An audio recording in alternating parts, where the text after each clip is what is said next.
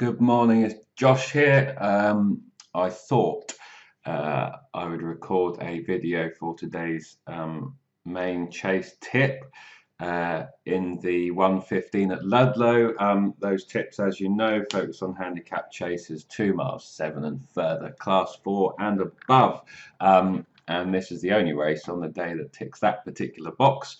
And I thought I would kind of whiz through my process, although I suppose I might miss the odd thing. And I do want to keep this as brief as possible. But the first thing I do, having identified which race type I want to focus on, I will check the going, and I do that by heading over to BritishHorseRacing.com, which is the BHA's main site, clicking on the course and getting a feel for what the ground is and any potential weather. As you can see here, it's good deferment places like Wincanton. They both seem to have avoided plenty of rain in the last few days, and they're expecting possible showers up to 1 to 2 mil.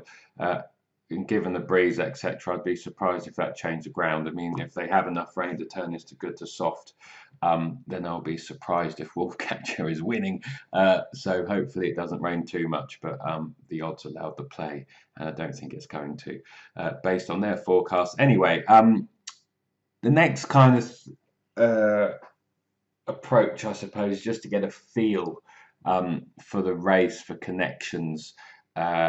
I kind of mainly use GG's for this. You've got the race card there. There's all these kind of green icons seeing which trainers are kind of really red hot, have good records at the course. You can see various different rating stuff to the right, and different kind of micro angles here where you can click down. You can see Hobbs' record at the track in the last year, for example. Various other different things. This is the sire, the race type, as you can see there, etc., etc. So you get a feel. Adam Wedge in good form. Then kind of a rough feel for the race, using the Instant Expert tab. And you can see here, these are horses that are kind of proven in conditions, and this is all codes. I kind of have a look at handicaps. I have a look at handicap chases, so you kind of get an idea. I've changed the going to kind of good to firm to good. And yes, you can kind of get a feel there. I mean, lots of green and amber would suggest the race may be fairly competitive. You can look at the handicap marks and the difference between their mark today and their last winning official rating. So Beau de Brizo's £4 ahead, Gone Platinum 2, Bolsan C 17, 12 for Blair's Cove, 2 for Wolfcatcher, 5 for Marble Moon. So there's nothing below their last winning mark as such. But of course that suggests there could be something that's either progressive, or obviously you have to make a judgment on what you think A, may be best suited to conditions and will run their race, and B, what may have most in hand. I'll get on to Wolfcatcher in a minute. Next kind of thing as a rough feel is pace, as you know.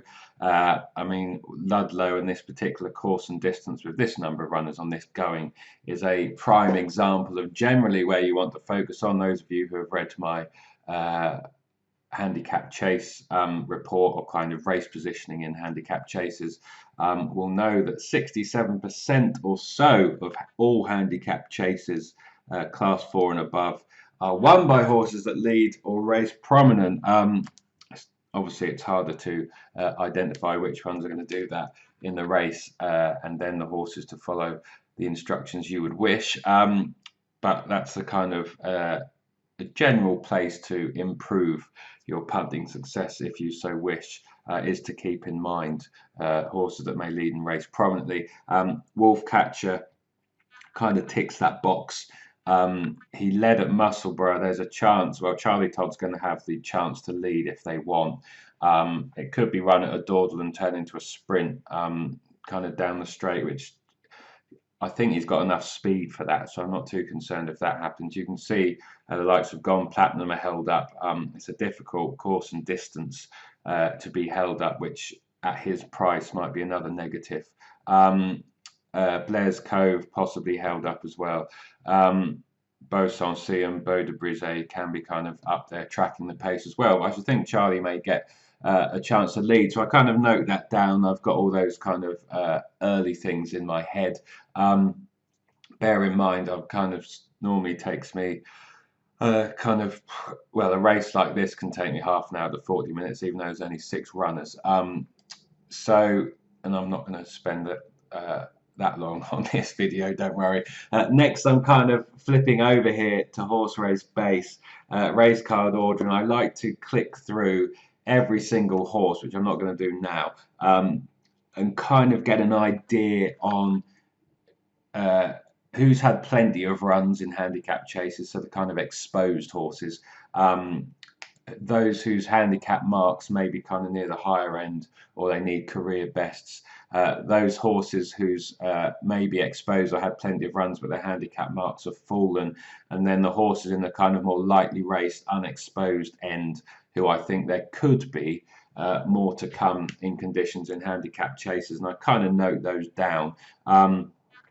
And really, 8 times out of 10, if not could be argued 10 out of 10, I should be focusing on the kind of more lightly raced, unexposed end with some experience, but who you think could be more to come in today's conditions and may well be handicapped to do so.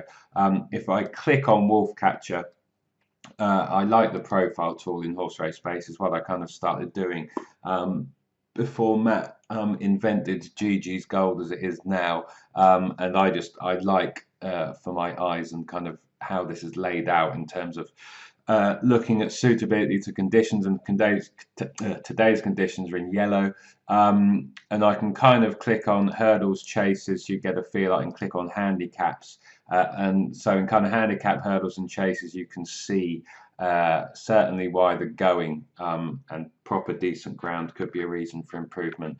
The mark's fine, especially with Todd's £7, but I'll get onto that in a moment.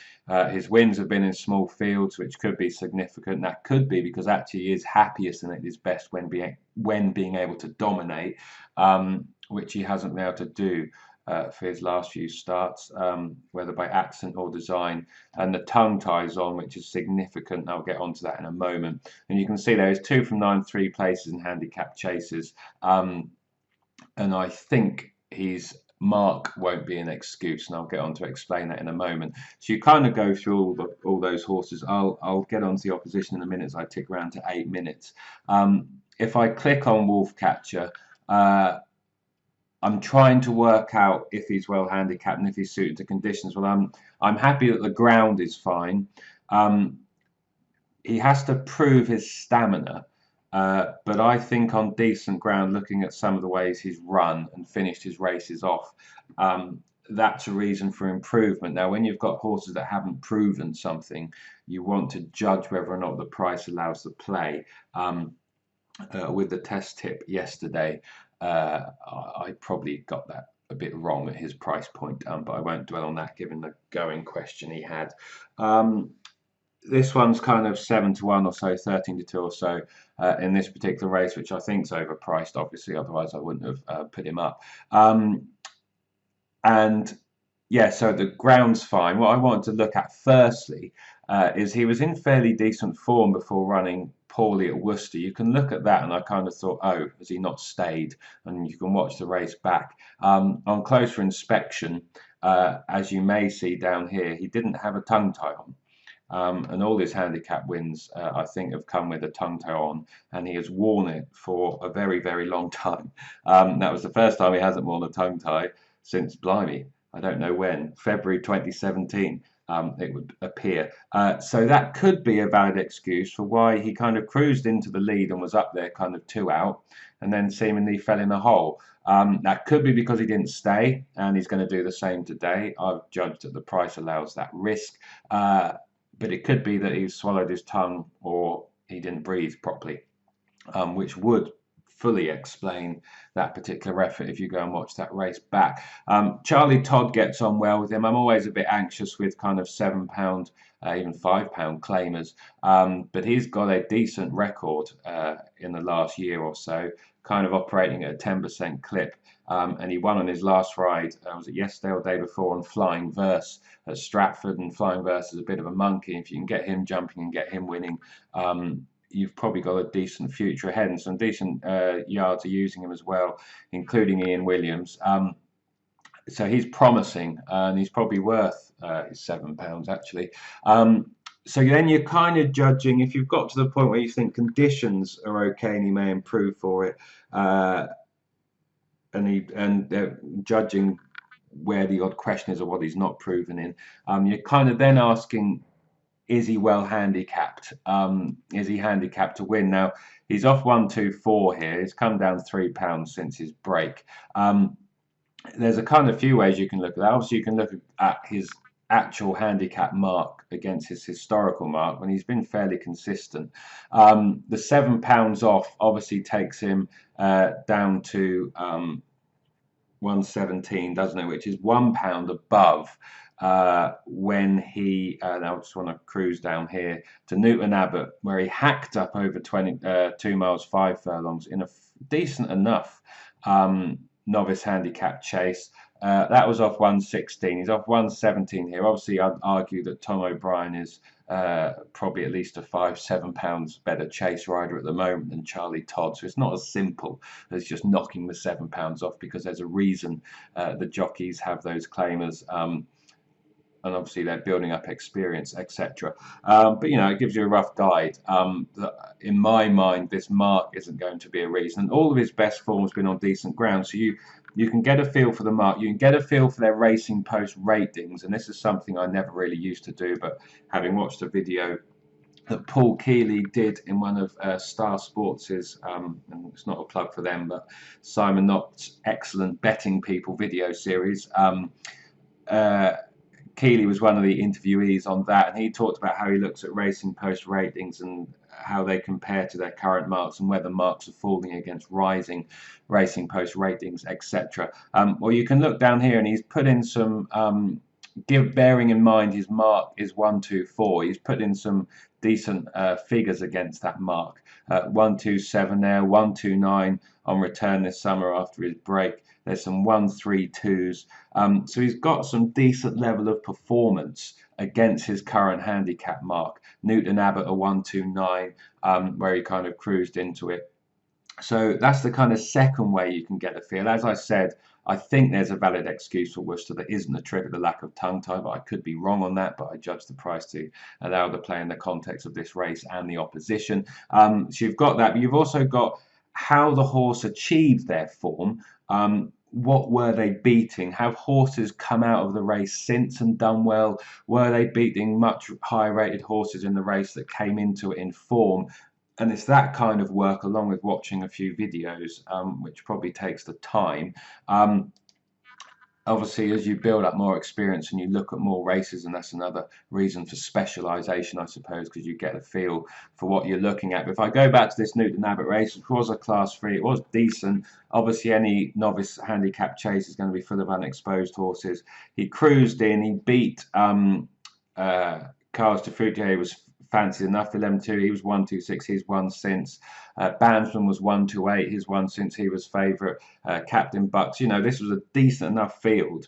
Even the Tizard horse here, who was well stuffed, won his kind of next couple of starts. So that suggests that was a decent enough level of form. That just gives you a feel.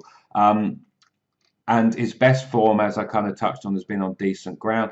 He came third off 120 in at Kempton after 60 days in a decent handicap hurdle. That's produced some winners.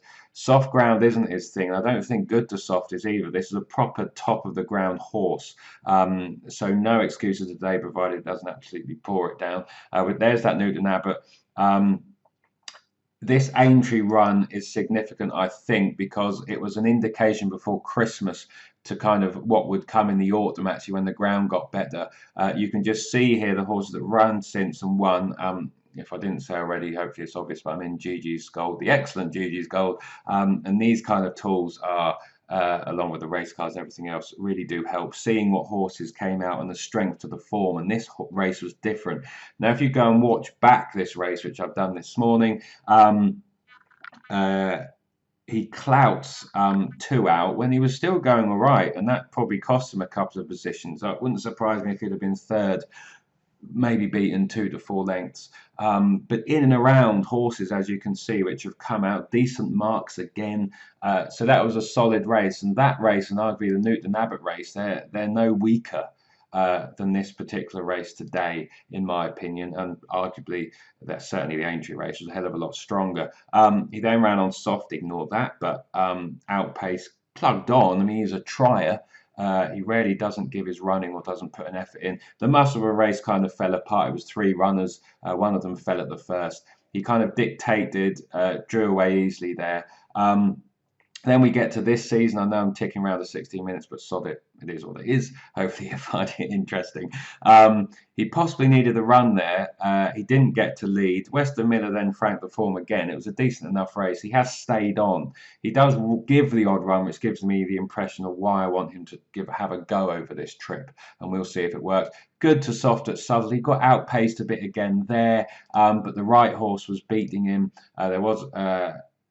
Yeah, the right horse was beating him there. Again, the ground, I don't think I did. I'm not sure. He got tapped for toe again there, as he did kind of at Market Raise, and he did hit the 11th down the back, which didn't help. I think he may have been competing for second, were it for that. But he got reorganised and he stayed on again. And then there was the excuse for last time out. So that I'm getting a feel there through all of that process. I've got notes on my notepad. I'm kind of getting a picture in my mind, both how the race may be run and the kind of horses in it. And that balance, like I said, between exposed, unexposed, and those in the middle, of which everything arguably could be in this race. There's nothing thoroughly unexposed in handicap chases. And then you are now switching over to Racing Post, which I have a membership of as well, mainly to flick through the paper and stuff. But I do use this for video analysis just because everything's in one place. I don't have to keep skipping around. It's fairly easy. And then the final part, really, when I've got an idea of horses, I'll have an idea of horses already in this race, which is another kind of positive for specialising. I've tipped Beau de Brise to win around here. I can picture his runs in my mind already. I tipped Gone Platinum to win on his last start. At Bangor, I can picture that. I can picture how he was held up. I know that wasn't the strongest of races. He's had 68 days off. I can go down to those into a moment. I can picture Blair's Cove, who ran in the race I tipped in. The horse didn't win, came second or third at Warwick. And Marble Moon, I also tipped on his last win at Bangor, and I can picture that, and I've got an idea in my mind. Again, how weak-ish that race was, in my opinion, but I could have that wrong. I can get onto those in a moment. So you've kind of got an idea in your head, and then I will go and watch as part of the process. Before I kind of cogitate some further, I will go and watch recent runs and those of interest. So I watched last time out. I watched all of these 3. Kind of the start, I kind of skip through. I look at the end. I'm getting a feel for how they jump, how they travel, how the race panned out. And he generally jumps fairly well. He can be scruffy at the odd one. He never looks like he's going to come down. Touch wood. I've probably just cursed the poor son. But he should get no pressure on the front end if that's what they decide to do. What else did I watch? The Musper run, the Aintree race. I watched the Newton Abbot win. So you get a kind of picture. So I will, when I'm homing on a horse, then watch that. And then you're coming to a decision. Then you're judging whether or not you think the price allows a chance. You can use the odd converter until things are in your head. You know, a 13 to 2 shot is indicating they have a 13.3% chance of winning. I think is a hell of a lot higher than that. You know, a case could be made that he could be a kind of 4 to 1 shot in this race, and at least a 20% chance of winning. As an example, so you're kind of getting a feel. I don't do my own tissues, but it kind of goes in experience. You know, sometimes I'm wrong, obviously, and when you are looking at the market at this point, when you've kind of had an idea and done all that, you get a feel. The final thing I should say, I kind of use ratings as a guide. The horse race based total ratings, of which oh, Blair Cove's a non-runner. Oh, that's annoying. He was bottom rated. Now Wolfcatcher's bottom rated. I never 100% like bottom rated in these races, but it's a small field and it doesn't matter as much. But in general, the kind of top 3 or 4 in a handicap chase on the total ratings on a horse race base win kind of 50-55% of races, which can give you a kind of rough guidance somewhere to focus on if you want. I will then use inform speed ratings as well, especially looking at their class pass score here. 82, which is something I've started to look at, and horses, well, I've noticed, is kind of anecdotal, but those that their class pass score on the master rating is below that tend to not win or run very well. You can see how tight this is on their master speed ratings, on how inform do speed, and you can kind of look at various other things there. But given the RPRs and a few other things in his price, Wolfcatcher was fine for me. I'm kind of pleased that Blair's Cove, well, I'm not pleased in non-run. I thought he was interesting at his price. I was worried about his inexperienced jockey, and I thought he did run like a non-stayer. So that's various other things. Beau de Brise, if I tick through, is his record fresh is the question, all in context of price, but he's never been ready to go after kind of breaks of 60 days or more. He was kind of 4-1 region, and that always seems short for me for one where you're not 100% sure as to fitness, and whose horses who have needed the run in the past, but he does like it around here. The yard in form, he drops in class. If he is fit enough, he could be a danger. Gone Platinum's now on a career high mark. You'll see the Racing Post rating there was decent, actually, and kind of a career best, I think. So it may suggest there is still some movement. He's had 68 days off, which is interesting. Maybe they just felt like giving him a break after a busy period. He's gone up £2. Lorcan was claiming 5, then he's now claiming 3, so he's kind of gone up 4. He's a 10-year-old. He's had plenty of runs. He's held up out the back. I was happy to take him on at 9-4, but if this falls apart, he will keep on going. He's so consistent at such a trier, and that may well be enough. But I was happy to take him on at his price, as I was Beau Sancy, now on 131, which is, as you can see there, a fair chunk above his last winning mark. And he's back up in class. He's been fancied on these 2 novice hurdles, but hasn't really run that well. He came second at Cartmel. Only horses won from 18 since. That always makes me a bit wary. That's proper summer jumping form, really. As is this Kelso race, really, being Vienna shows a summer jumper, but a decent one at that. So he's got some questions, again, in context of price. He was 11-4, so I was happy to take him on. Marble Moon, a tricky one. Again, up in the race, up in class. 7 horses have run from that race since. Nothing's won or placed. I don't think it's the strongest. Class 3 has found him out. Well, it did then. It didn't at Ludlow here before, where he's hacked up and was thrown in seemingly. The 51-day break concerns me. The trainer form is okay, could be better. I didn't think he was overpriced necessarily. Not the fact that he's now on a career high, and he's up in class. And I wasn't 100% sure to the strength of some of his form, but he could be a danger. But I kind of have gone what is now the kind of outsider of the field. Blair's Cove was a bit bigger, but was getting backed as well. So we shall see if I get it right. I'm hoping Wolfcatcher will try and make all. I think he's got the ability. I think his form stacks up. I think he's well handicapped. I think he'll relish conditions, and various other bits and pieces. I thought there are reasons to take on the others at the odds, and that's why I kind of had a go at 13-2 or so. It's probably going to be a 10-15p rule for now instead. But anyway, I tick round to 24 minutes. Hopefully you may have found that of some interest and some use. I've probably missed something out. I probably need another coffee. But in any case, fingers crossed. Hopefully Wolfcatcher can get an easy lead, jump well, and then we will see what happens approaching kind of 2 out, because there is that little niggle about stamina. I think you're going to be fine. But it's built into the price in the context that this is now a 5 runner race, sorry, and was 6. So yes, with that said, I'll shut up and leave you to get on with the rest of your day. It's a 1 point win bet, as they all are. Try and stay consistent. I'm useless at judging when to go for 2 pointers, so I don't bother anymore. And with that said, yes, fingers crossed, best of luck. And this is Josh saying thanks for watching and bye for now.